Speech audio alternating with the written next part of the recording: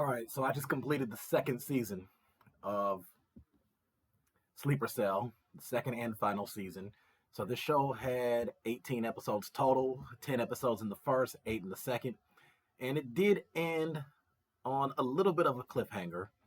It wasn't quite as bad of a cliffhanger as something like One of Us is Lying or The End Game, but there was definitely room for the show to continue. They could have done at least another episode to finish it off, or maybe a whole new season, or a TV movie to finish off, whatever.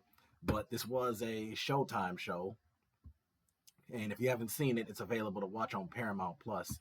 So here's how the chat breaks down the second season.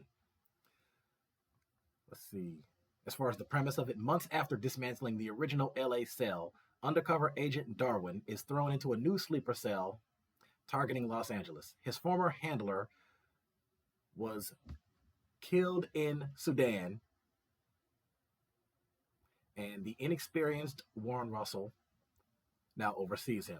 Cell profiles. This time, the cell includes a diverse mix: a British Iraqi gay Muslim engineer, Salim, a Dutch convert bomb maker, Mina, and a Leno ex gang member, Benny. Farek's arc. Meanwhile, dismantled leader Farek suffers torture by the CIA, escapes Saudi captivity, and realigns with Al Qaeda. Now, here are some key twists and developments. One, Darwin becomes cell leader, an unexpected turn that deepens his complex duality. Number two, Gail's tragic involvement, actively caught in the intrigue as an FBI source and ultimately kidnapped and killed by Mina driving towards Las Vegas. Number three, nuclear plot emerges. The cell secures nuclear fuel rods via the LA port and plans dirty bomb attacks at high profile targets like the Hollywood Bowl and a veterans event in Vegas. 4. Internal betrayals and sacrifices. Salim conflicts his sexuality and ideology. He dies at the Hollywood Bowl. Benny dies when his rocket fails during FBI raid. Mina carries out multiple suicide bombings, one killing Gail, technically she shot her, another at a veterans gathering. Some climactic moments.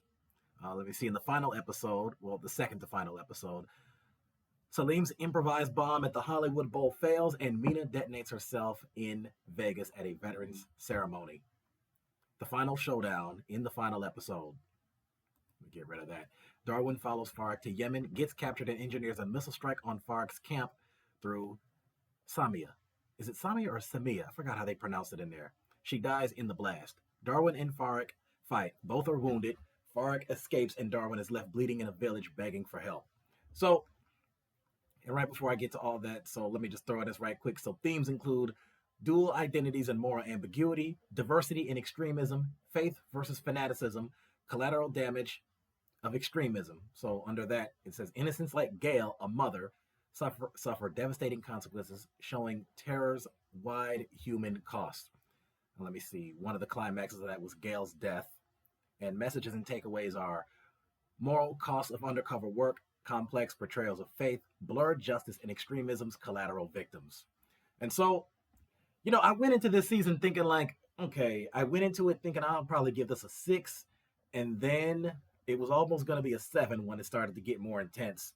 And then after Gail's death and seeing how Farek escaped, I was like, those two were kind of downers. I'd have to bring those down to a 6.5. So overall, this show was kind of interesting. I don't know if this is something I would rewatch, but if you like that type of genre, crime thriller, crime drama, I'd say this show is worth a watch at least once. So overall with this show, I would give it just a 7. I was kind of thinking between a 6.5 to a 7, but I'd say just a 7. Barely a 7. Normally if a show or movie gets a 7 from me, that means it's good enough. So I gotta say, it was wild. There were parts of it that were thrilling, and some parts of it got boring. It kind of dragged on with some scenes, but I gotta say, it was quite something. Now, let me see what. Again, sorry that I don't already have this up, but let me see what the reviews of this show were. So, Google users gave it a 67%. Internet Movie Database gave it an 80%. Rotten Tomatoes gave it a 76. And see, Rotten Tomatoes is a tough source, so if they're giving it that, I mean, that means that they did something right, and I think they did. So again, let me go over the synopsis of the whole show. Darwin, a 30-year-old undercover FBI agent who is also a practicing Muslim, finds his way under an assumed name to an Islamic extremist named Farik, who recruits him to join a terrorist sleeper cell planning an attack in Los Angeles. Darwin is supervised by Ray Fuller, a close friend who worries for Darwin's safety. And Ray was killed in the first season. So, I mean, that was tragic for Darwin as well. So, yeah, I think they had a good cast to it. Michael Ealy was the main character. He played Darwin. I think this one really kind of showcased his acting. So on his acting alone, like I said, his acting definitely gets at least a 8 or 9 out of this. Let me see. Oh, here we go. Farwick, the main bad guy, who was played by Oded Fair. Melissa Sage Miller was Gail, and I know her as Jillian Harwick, prosecutor from SVU. I think she did a good job in this too. But I was sad not only for her death, but also because now her son is without a mother. The son had to have been 6, maybe 7 years old. Blake Shields played Tommy, who came from a real dysfunctional family, hardly got along with his mom. So, I mean, that's basically it. There really isn't too much more to say about this. So that's my take on the show. I give the show a 7 out of 10. So they did a great job on it. And to those of you who want to check it out, hopefully it's going to be on Paramount. Well, actually, you know what? I think it's going to stay on there for quite a while because it is a Showtime show. And Showtime does now kind of have this tied, thing with Paramount. So other than that, that's my take on the show.